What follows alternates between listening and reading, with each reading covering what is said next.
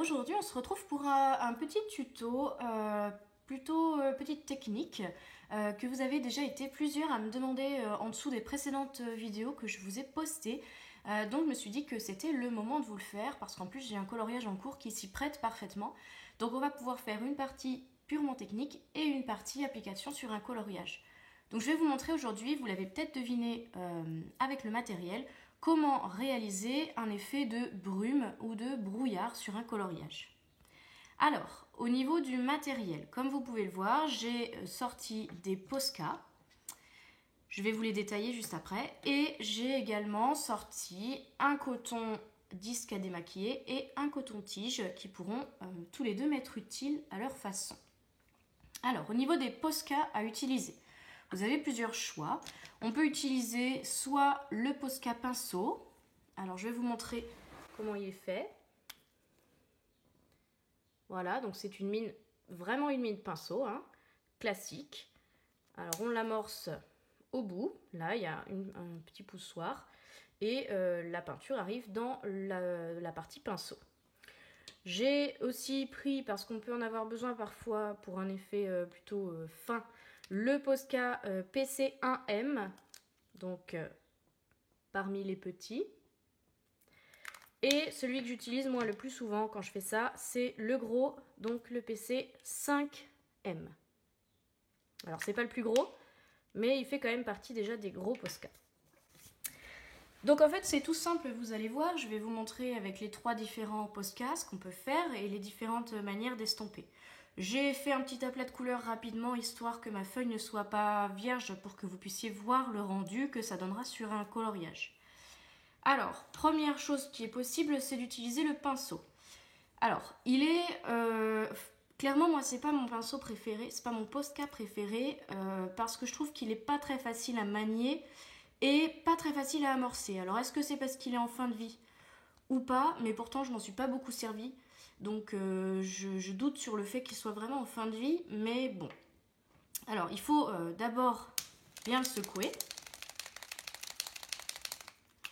et bien amorcer le bout.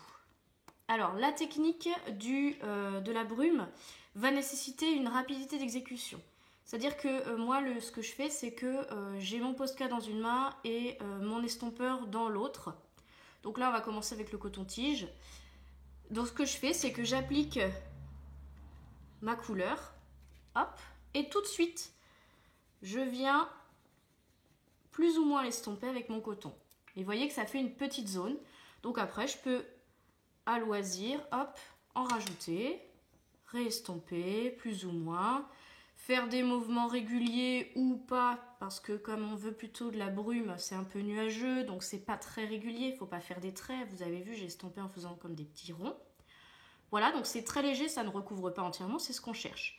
Bon, vous avez vu du coup la capacité d'opacité du pinceau, c'est pas tout à fait ça. Hein. Donc petit aparté, ceux qui veulent les utiliser sur les zones blanches des coloriages mystères pour faire disparaître un peu les traits gris, il va falloir en passer plusieurs couches. Mais néanmoins pour les grandes surfaces, c'est pas trop mal parce que ça n'accroche pas.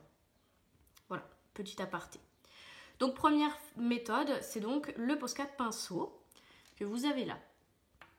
Attention, vous voyez, à le nettoyer, je ne sais pas si vous apercevez, mais il a pris un peu le pigment. Donc il va falloir que je le nettoie avant sa prochaine utilisation. Donc je peux faire comme ça, je peux le passer sous l'eau aussi. Hein, et voilà, l'essuyer sur un petit sopalin ou sur un petit morceau de mouchoir. Hop, voilà. Deuxième outil, donc c'était le Posca tout fin. Pardon, le Posca tout fin. Alors celui-là, clairement, il va être très difficile à utiliser pour l'effet de brume parce que bien la mine est très très fine. Hein. Je vais vous montrer ce que ça donne. Je vais réutiliser le coton-tige. Donc il suffit de faire, hop, voilà, un petit zigouigoui comme je dis. Et puis donc, voilà, on estompe. Mais vous voyez que la couleur va pas être forcément très intense et il faut surtout se dépêcher.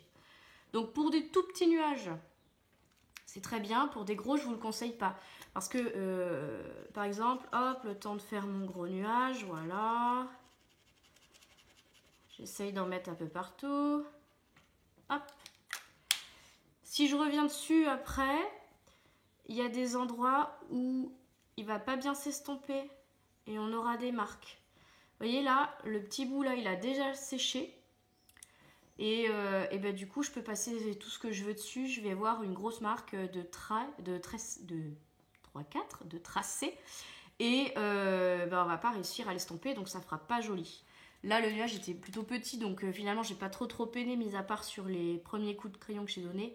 Mais vous voyez que à l'échelle d'un coloriage, faut vraiment aller très vite. Et donc, pour faire des grosses surfaces et des gros effets de brume, moi, je prends le 5M.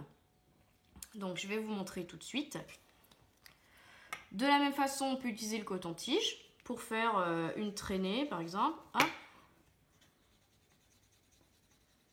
Alors, en général, il en faut plusieurs couches, hein, comme je vous l'ai dit. Parce que, il faut, effectivement, hein, le fait de passer le coton, ça va quand même enlever pas mal de peinture. Voilà.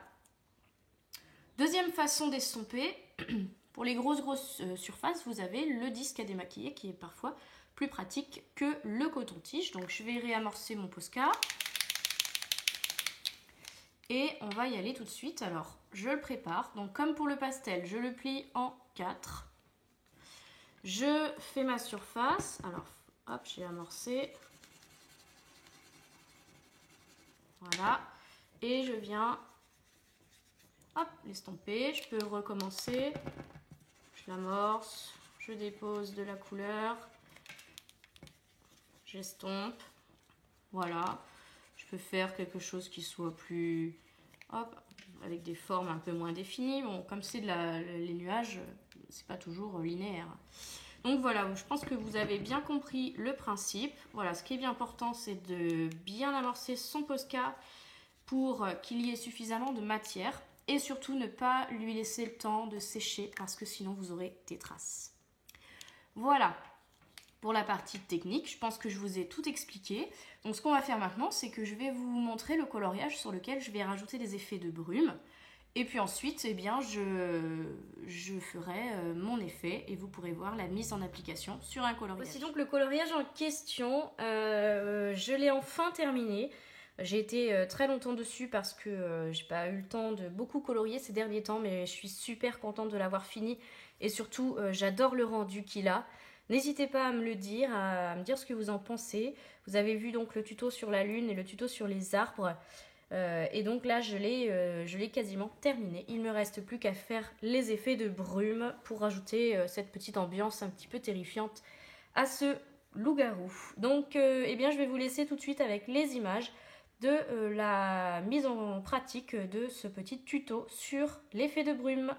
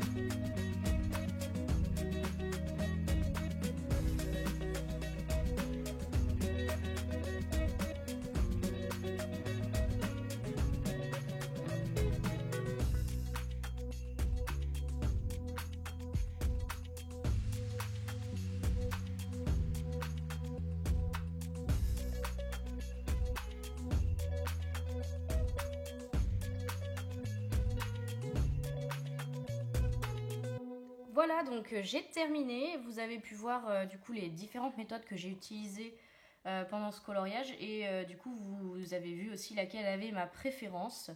Donc j'espère que ce tuto vous aura plu. Moi j'adore le rendu, je trouve que ça fait vraiment bien la brume et j'espère que vous pourrez réutiliser ce petit tuto. N'hésitez pas comme d'habitude à me montrer sur ma page Facebook en message privé vos coloriages réalisés grâce à mes tutos, ça me fait super plaisir de les voir.